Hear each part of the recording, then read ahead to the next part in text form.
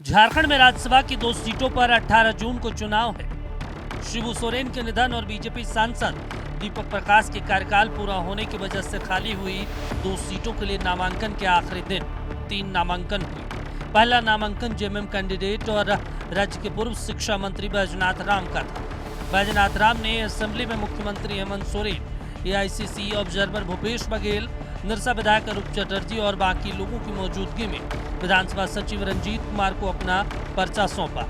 गठबंधन की तरफ से दूसरी सीट के लिए कांग्रेस उम्मीदवार प्रणब झा ने इन्हीं लोगों की मौजूदगी में अपना नामांकन दाखिल किया। निर्दलीय उम्मीदवार के तौर पर परिमल नाथवानी ने भी अपना नामांकन का पर्चा दाखिल किया। हमने कहा 200% हम लोग जीत रहे हैं। गठबंधन के पास पर्याप्त संख्या बल है और इसको कोई चुनौती देने की स्थिति में नहीं है। जो यहाँ मुख्य विपक्षी पार्टी है उसके पास इतना हिम्मत नहीं है कि वो अपना अधिकृत पर्चा से उतार सके। कल रात को सब विधायक दल का बैठक था, महागठबंधन दल के विधायकों का बैठक था। सभी शीर्ष नेतृत्व यहाँ थे, मुख्यमंत्री जी थे, पूर्व मुख्यमंत्री छत्तीसगढ़ से भूपेश बघेल जी वो भी थे, सभी बड़े नेता थे और सब में वहाँ जाके घोषणा हुई कि हम एकत्रित जो है वो उम्मीदवारी करेंगे। आज हमने नामांकन दाखिल किया, मिल करके हम सभी आए, सभी इकट्ठे गए, सारे विधायक, सारे मंत्री, सारे नेता मौजूद थे और इस प्रण के साथ हम यहाँ आए थे कि हम भाजपा के सारे षड्यंत्र को विफल करेंगे। बोलने पर कम, काम करने पर ज्यादा विश्वास। संभवतः प्रयास है। परिमल नाथवानी ने निर्दलीय प्रत्याशी के रूप में नामांकन पर्चा भरा है, मगर उनके समर्थन में एनडीए विधायक खुलकर सामने आए।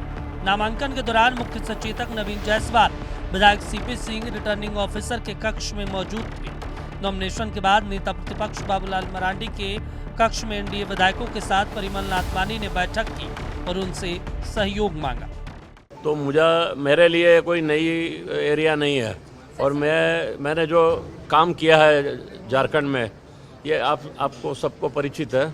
70 साल के परिमल नाथवानी को रिलायंस समूह और देश की राजनीति के बीच एक प्रभावशाली कड़ी के रूप में देखा जाता है। परिमल नाथवानी झारखंड में साल 2008 से 2014 में राज्यसभा सांसद रह चुके हैं। 2020 में जगन मोहन रेड्डी की वाईएसआरसीपी ने उन्हें आंध्र प्रदेश से राज्यसभा भेजा।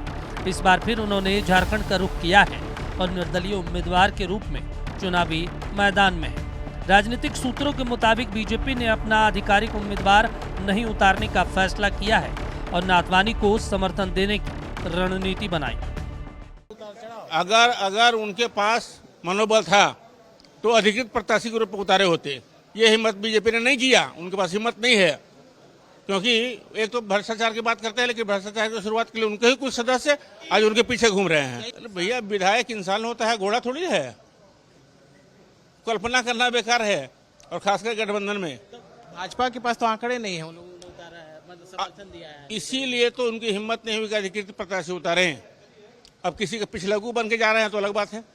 मैं उम्मीद था कि एक स्वस्थ राजनीतिक परंपरा जो महागठबंधन यहाँ मिलकर के चला रहा है वही चलेगा, वही चलायमान होगा। भाजपा से जो है उनका एक उम्मीदवार होगा।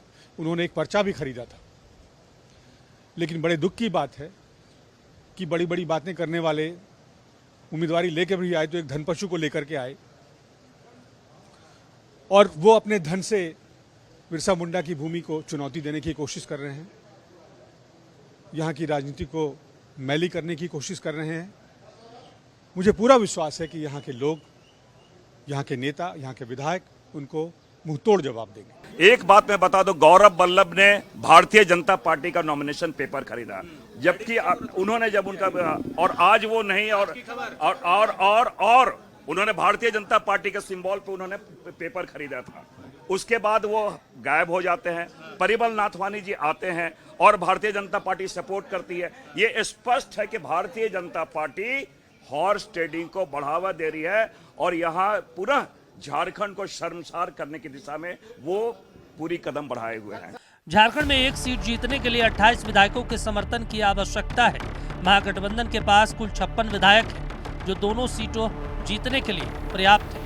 लेकिन परिमल नाथवानी की एंट्री के बाद हॉर्स ट्रेडिंग और क्रॉस वोटिंग की आशंका बढ़ गई है। चुनाव 10 दिन दूर है, लेकिन कांग्रेस विधायकों को एकजुट रखने की रणनीति के तहत अपने विधायकों को तेलंगाना शिफ्ट करने और मतदान से एक दिन पहले उन्हें वापस झारखंड लाने की रणनीति पर विचार कर रही है। पर्चा भरने से पहले शनिवार रात मुख्यमंत्री हेमंत सोरेन ने नाथवानी से लंबी मुलाकात के सियासी मायने भी तलाशे जा रहे हैं। नक्षत्र न्यूज के लिए नवीन कुमार के साथ कमल कुमार और तनय खंडेलवाल की रिपोर्ट।